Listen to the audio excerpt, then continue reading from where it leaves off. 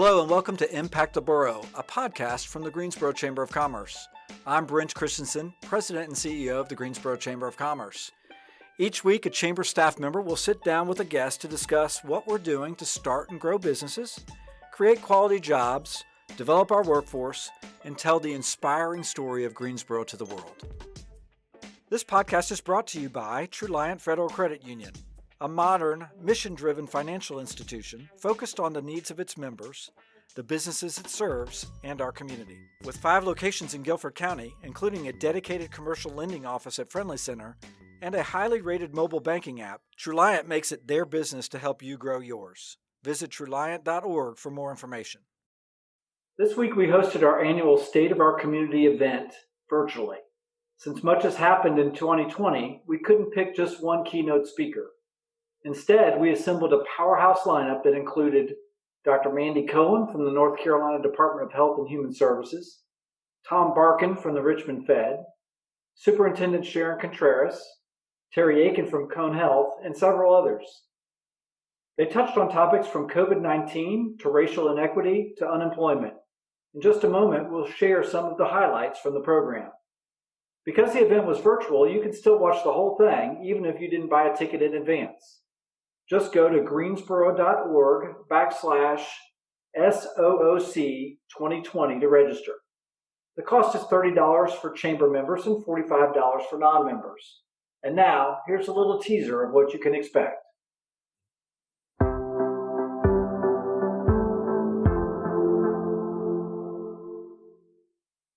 Wow, what a year it's already been, and it's only August. 8 months ago at the Chamber, we thought that doing an annual lunch rather than an annual dinner was going to be the biggest change in 2020. And now I'm not standing in front of all of you all in person. I'm in front of empty chairs at Triad Stage in downtown Greensboro on the set of Pride and Prejudice, one of my family's favorites, which was set to open in March but was never performed. Even with all that's changed in the world since then, this is still my favorite day of the year. Especially this year because I get to talk about our resilience as a community.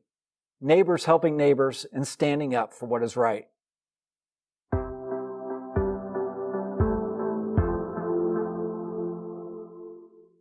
Good afternoon, everyone. I'm Clarence McDonald, and I have the pleasure of serving as the Commercial Banking Market Executive for Wells Fargo in this part of North Carolina. And I'm excited to join you today representing Wells Fargo in our 3rd year as the title sponsor of the Greensboro Chamber State of Our Community Luncheon. It's hard to believe how much has transpired in our nation since the last time I spoke with you. Our Wells Fargo team places a great deal of value in our partnership with the Greensboro Chamber as they support the long-term success and growth of our region, a commitment that we share. That work of the Chamber is even more important in these uncertain times. The pandemic has resulted in unprecedented economic challenges for our customers and our nation. And during the crisis, through the hard work and dedication of our employees, 3,000 of which work here in the Piedmont Triad, Wells Fargo has stepped forward to provide critical financial support to millions of Americans and to infuse relief into thousands of communities. Our employees invested thousands of volunteer hours with local nonprofits and worked with the Wells Fargo Foundation last year to contribute over $24 million to North Carolina nonprofits. That work includes support for food and shelter, small business and housing stability, as well as support for public health organizations. This is not charity, but rather thoughtful investments of time and resources in a broad range of organizations that promote the economic prosperity and quality of life for everyone across our region, including our chambers of commerce. That work is especially important in these trying times. Like the Greensboro Chamber, Wells Fargo has a legacy of helping local communities succeed that goes back more than a century. And we're very proud to say that our membership in the Greensboro Chamber goes back as far as the records go. Thank you to the Greensboro Chamber for allowing us to be the title sponsor. Thank you for your support of the Chamber's important work and for allowing us to be a part of your day. And I hope you enjoy today's program.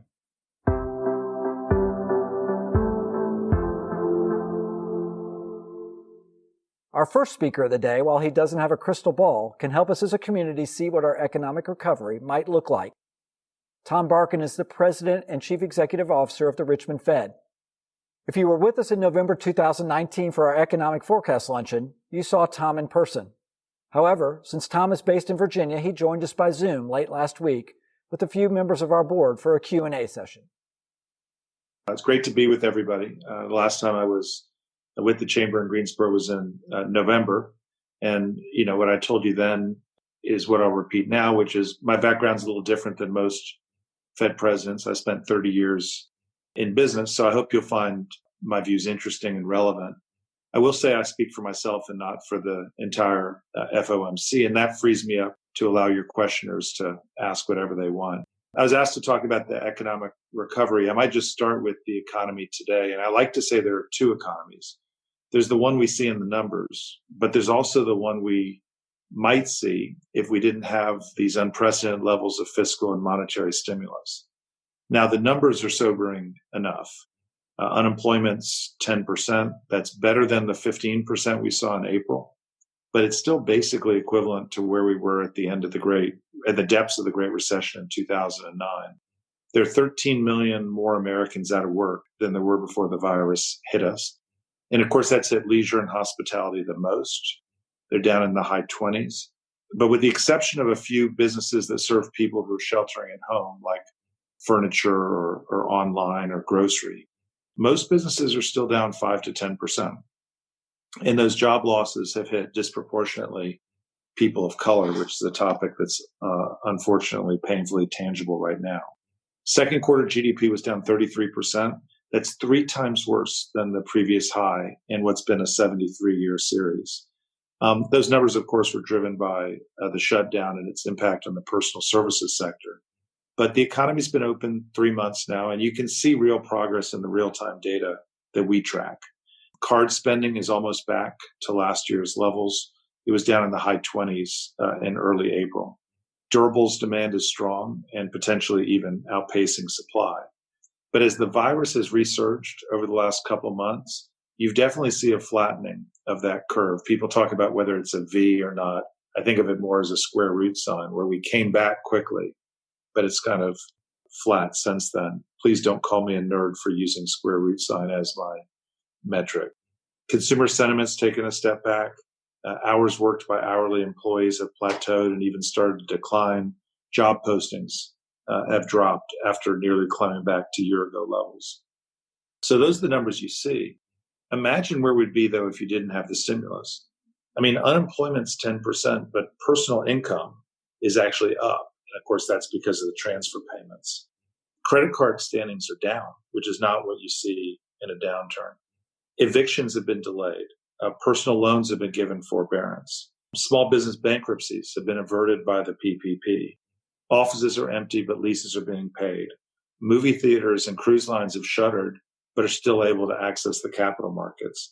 Airlines and agriculture are being subsidized.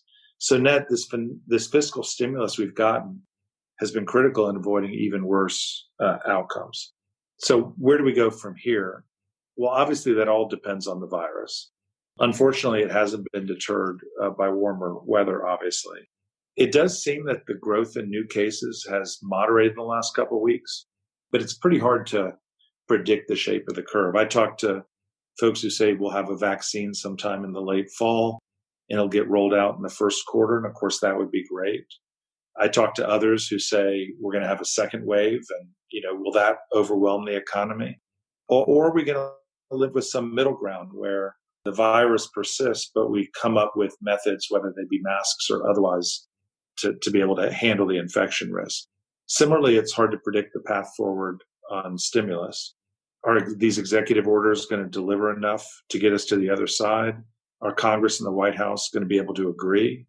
And if they do, is the money going to be enough to bridge to the other side of the virus? And you can see from all these questions that uncertainty is high.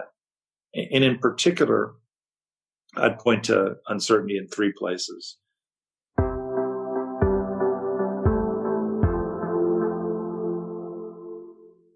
Economic recovery doesn't mean anything if we're not paying attention to our entire community, especially those in our community that have been left out.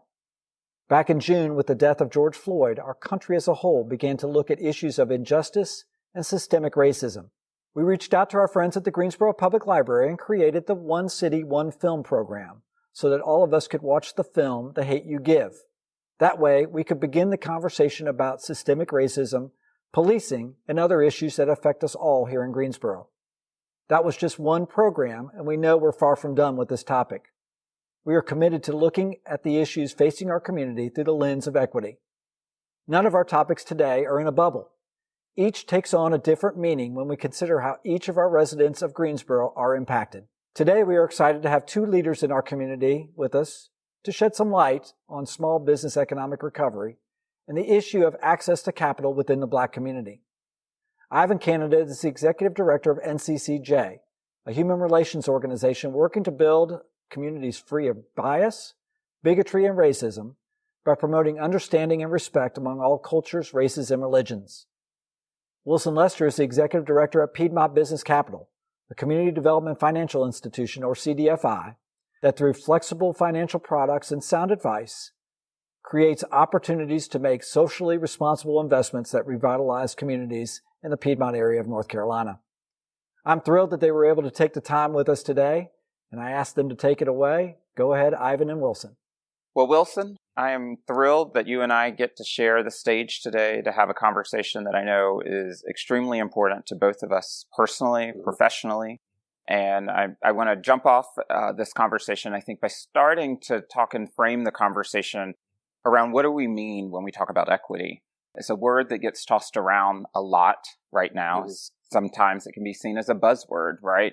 And I think that there are times that people can get equity and equality confused. And so, coming from NCCJ's perspective, we at NCCJ think about equity around giving people the tools, the supports, the resources, the things that they need to be fair, successful, and set people up for success, right? Mm-hmm. And so that may be very individualized based off of different types of people, different lived experiences, historical factors, all those kinds of things. Another aspect of that around equality, right? Like we would define that as giving everyone equal opportunity and access. And so while both of those terms are tied to fairness, getting to a fair goal, the process is very different. And so I think it is important as we begin this conversation and just for communities as we begin to sort of think about like what does an equitable society and community look like,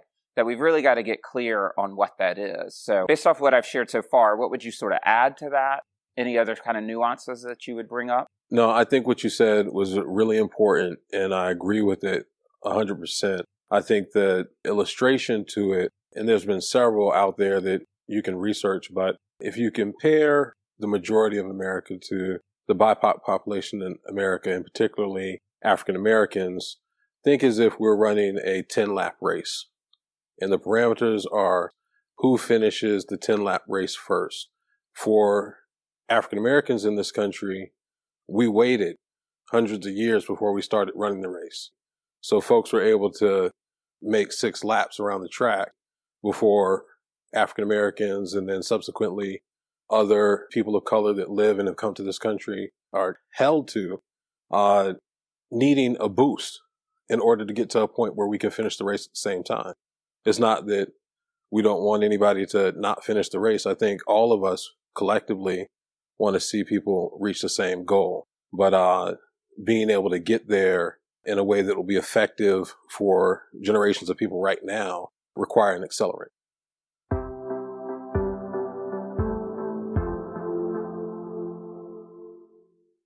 Our response to COVID-19 is the last piece of this puzzle. Our final panel includes 3 of the hardest working people in our state who ensure the health and safety of our community. We were able to find a time late last week to get these busy people together on Zoom. Please welcome Terry Aiken, CEO at Cone Health, Dr. Mandy Cohen, Secretary of the North Carolina Department of Health and Human Services, and Dr. Sharon Contreras, Superintendent of Guilford County Schools. Well, hello. Really glad to be here virtually, which is kind of the way of things in this era. I always personally look forward to our State of the Community Luncheon. And like everything else, it's different this year. Really excited to be joined by 2 of my favorite people and really amazing leaders in both education and public health. Dr. Mandy Cohen, Secretary of the North Carolina Department of Health and Human Services, and also Dr. Sharon Contreras, Superintendent of the Guilford County Public Schools. Thank you so much both for being with us. We're really coming together today to share some information about how our organizations are working to address the COVID-19 pandemic, particularly with regard to public health, healthcare, and our K through 12 education system. All three of us certainly know that this has been an extremely challenging time for everyone, continues to be so, particularly for our businesses and for our economy. As immediate past chair of the Greensboro Chamber of Commerce Board, I certainly understand that these short-term challenges are significant. I also know that our meeting these challenges really are necessary to bring about the long-term economic strength and prosperity that we all need. Said another way, we have to do many of the hard things now to ensure that people in our communities will prosper. On that note, I just want to say on behalf of Cone Health, really, and our healthcare systems across the state, we appreciate all this community has done and continues to do. This has taken sacrifices, basic things like wearing masks, socially distancing, not going out away from home any more than you have to. This has all made a difference and will continue to make a difference. At the same time, I think COVID-19 really has highlighted some of the equity issues that we have for our communities. This pandemic is affecting citizens differently from an economic and educational and a health perspective. At Cone Health, for instance, COVID has really shone a light on some long existing inequities, and we're working to tackle them every day. We've done things like increased access, taken mobile testing to the people in the community, and really try to prioritize those in greatest need. We're working on this in close partnership with North Carolina's public health and education leaders. So with that, I'll now ask Dr. Mandy Cohen, and again, thank you for being with us, Dr. Cohen, to share some of her thoughts on equity issues and the health and economic challenges we're all facing. Dr. Cohen? Thank you, Terry, for inviting me here, and hello to everyone. First, I just want to take a moment to make sure that everyone knows that how appreciative I am of Terry's leadership at Cone. I will say that he has been on the leading edge of all of the types of initiatives that we've done long before COVID been working on. And I think he and his team at the forefront of moving towards value and getting the most out of all the dollars we spend in the healthcare space, but really focusing on health. And really reaching beyond his four walls of the institution. So thank you, Terry, for that leadership. And I think it puts your community in a really strong place and be able to respond and recover from COVID-19. But we have a lot of work ahead of us.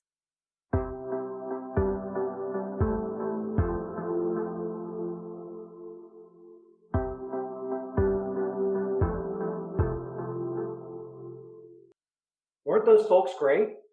To hear their full speeches, register on our website, greensboro.org/SOOC2020, and we'll email you a link and a password to access the archive video. This podcast is brought to you by Truliant Federal Credit Union, a modern, mission-driven financial institution focused on the needs of its members, the businesses it serves, and our community. With 5 locations in Guilford County, including a dedicated commercial lending office at Friendly Center, and a highly rated mobile banking app, Truliant makes it their business to help you grow yours. Visit Truliant.org for more information. You can find all of our episodes on YouTube thanks to our video sponsor, North State. Impact of the Borough is recorded at Press Play Studios. Producers are Brody Cohen Glaze and Holly West. You can follow us on Instagram, Twitter, and Facebook at GSO Chamber. See you next time.